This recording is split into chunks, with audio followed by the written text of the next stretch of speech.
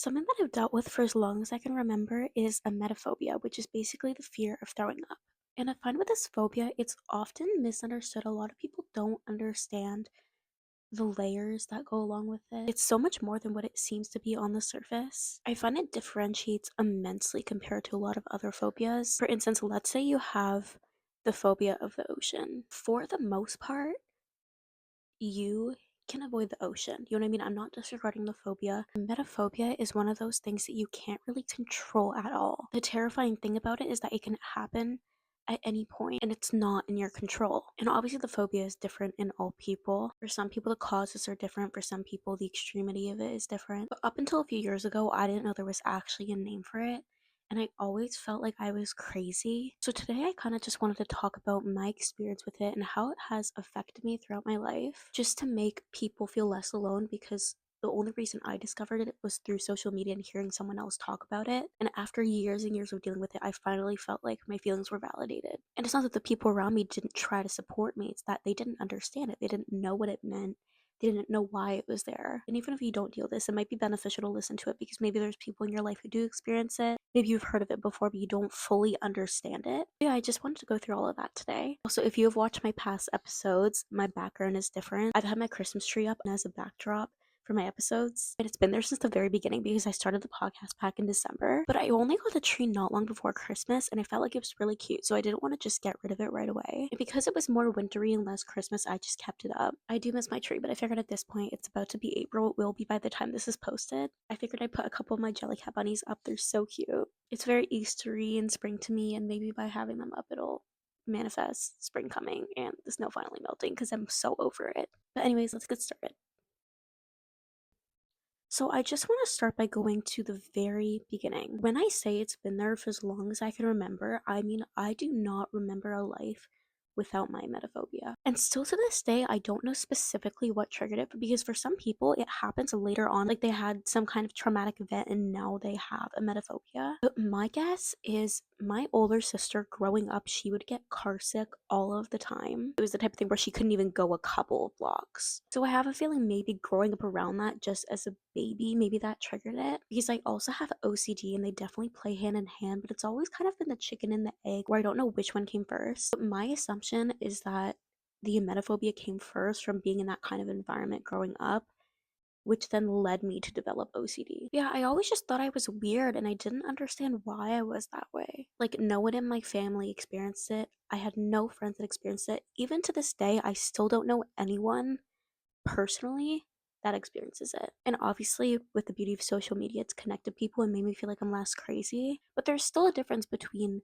knowing that it exists in people that you don't even know personally and people who are in your direct life. But yeah, other people in my family have anxiety, so I think I was more prone to developing emetophobia and OCD just because of, I guess, the way that my brain is wired and just because of genetics. But it's the type of thing where, like, if I was sick, I would freak out. If someone around me was sick, I would freak out. If I had found out that they had been sick recently, I would freak out. And it even translated into some of my habits. Like, when I think back on it, it wasn't eating disorder, but I would never eat to the point where I'm uncomfortably full because I was worried that it would make me sick. And it's even like I would always try to eat healthy. My siblings and parents have told me about how sometimes when I was younger, I would get offered a treat. And I would say, no, it's okay. I've already had a treat today. And it wasn't in a restrictive manner. I just was young and I guess naive and paranoid. I didn't understand what needs to happen to make you sick and that two desserts isn't going to make you sick. So I would avoid that at all costs. And now that I think back on it, this was definitely emetophobia, but I think it also maybe was OCD, where when I was at home with dinner, every single night I would have a glass of milk. But if we'd be at a restaurant one time, I would feel like I still had to have the milk. So again, for the milk thing, maybe it was both that played a part. But like even if I was getting food off the kids menu and we had the option for a side, I would always pick like the broccoli or something healthy. I remember once we went to a restaurant, maybe when I was like 8 or 9, and with all the options on the menu, I got chicken fingers, which that's a pretty normal kid thing to get, corn, and a glass of milk. Like I would never get the fries. I would never get anything like that just because I was scared. I was scared it was gonna make me sick. And let me paint a picture for you about what it's like when someone is sick around me. I basically go into fight or flight mode, okay? And this is what it's been like basically my entire life. If someone around me is getting sick or I think they're about to, I either run out the room, I flee, or if that isn't a choice, I literally have memories of being in my room a few years ago and I thought someone in the house was getting sick and they weren't even actually getting sick. They were just coughing. That's the thing with it. Anything like burping, coughing, it's so triggering to me and it's so scary to me. And I feel like I'm so aware of my surroundings all the time just because I'm paranoid about something happening. I'm so good at reading people and reading people's body language. And sometimes I can tell when something's wrong and that makes me so anxious. But I have one memory of someone coughing in my house and then I curled up into a ball on my bedroom floor. I had my fingers plugged in my ears. That's always the go to. It's the fingers plugged in my ears. I had my eyes closed. I was like shaking, like physically shaking, hyperventilating, sobbing. Like I was so embarrassed afterwards. Like, what if I acted like this in public? Genuinely, what would I do? I just can't be near it. I can't be near it. I can't hear it.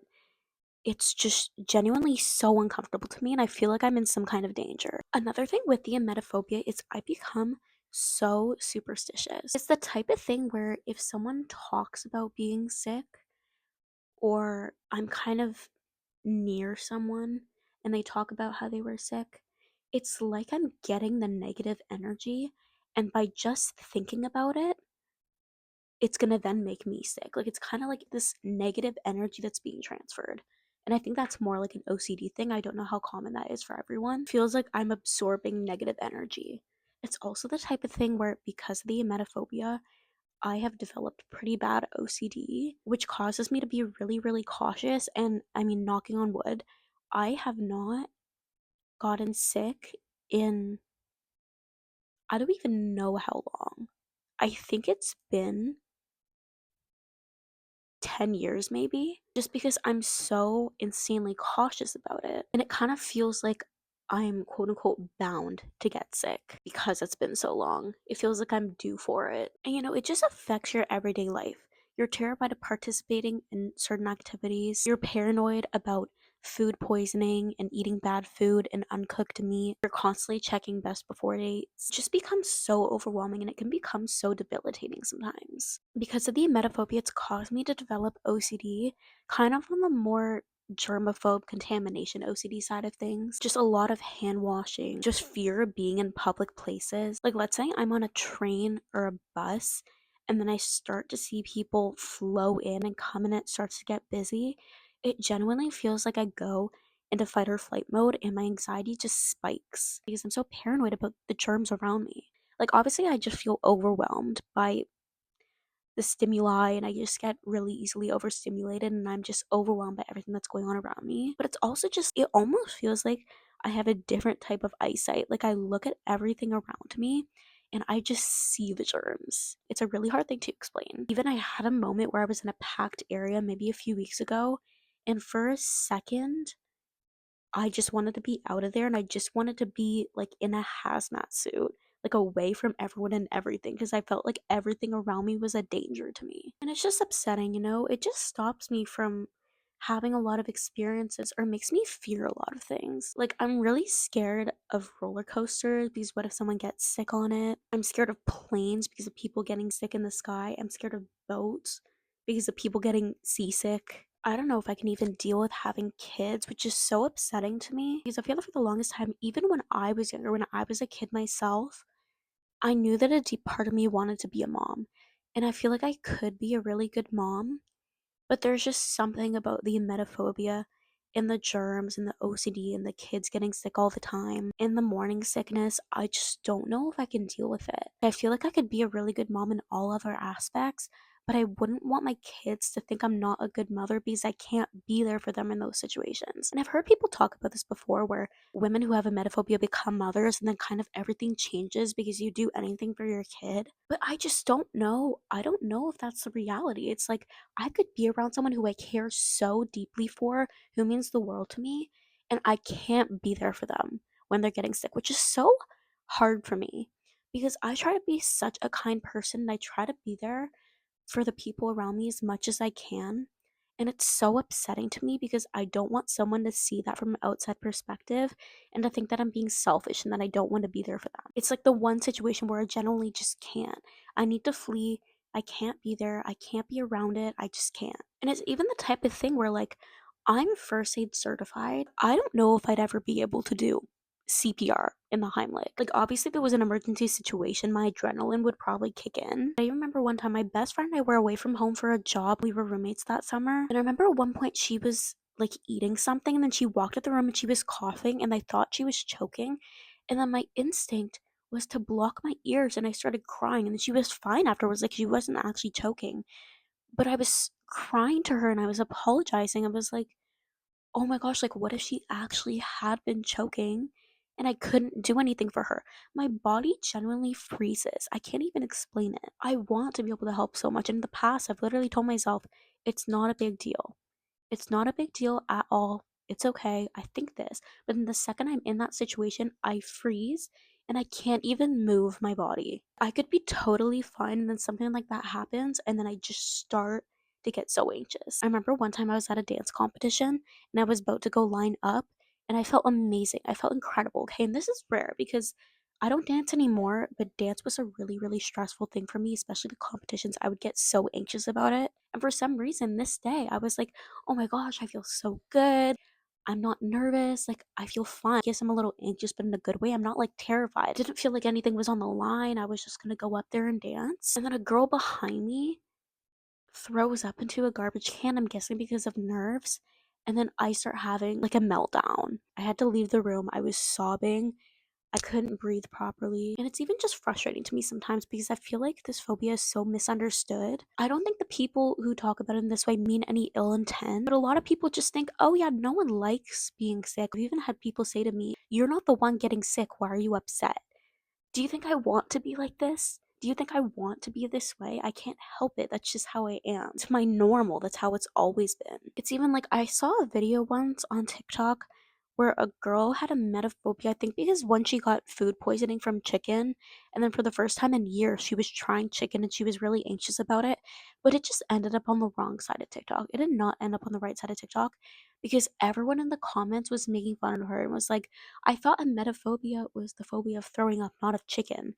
And that just goes to show it's so misunderstood. There is so much more that goes into it. When you start to sit down and reflect on it, you start to realize how many aspects of your life in your everyday are that way because of it. You'll start to think, oh, it's just your personality trait, it's just something that you tend to do, some kind of habit that you have. Then you realize that they're connected. It's even like I'm in my third year of college right now, I'm in a different program, but for my first year of college, I was in an ECE program and I just joined it because I thought kids were cute and I was pretty good with them. I didn't know what else to take. And the first year of classes was kind of just theory classes. But then the second year, we were going to be doing stages where we're placed in a certain school and we have like a day or two a week where we're actually actively experiencing it. And I dropped out right before our second year. I was like, I can't do that. I can't do that. Number one, it's because I didn't want that to be my career path. And I learned that through the experience. It just isn't something I'm interested in doing. But it was also like, what if I'm at the preschool and kids are so germy, okay?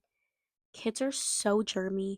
They carry so much stuff. And just the thought of like elementary schools or just being in a school, I feel like it's a cesspool of germs. I genuinely refuse to go in there. Like, it terrifies me. I was thinking, like, what if I go into that daycare? What if I go into that preschool and a kid gets sick? I can't flee. I can't run out. Bye, all. Good luck. It's even like I can't do anything in the medical field because if someone comes into my office and says, I'm sick, I'll be like, bye, good luck. Like, I can't deal with it.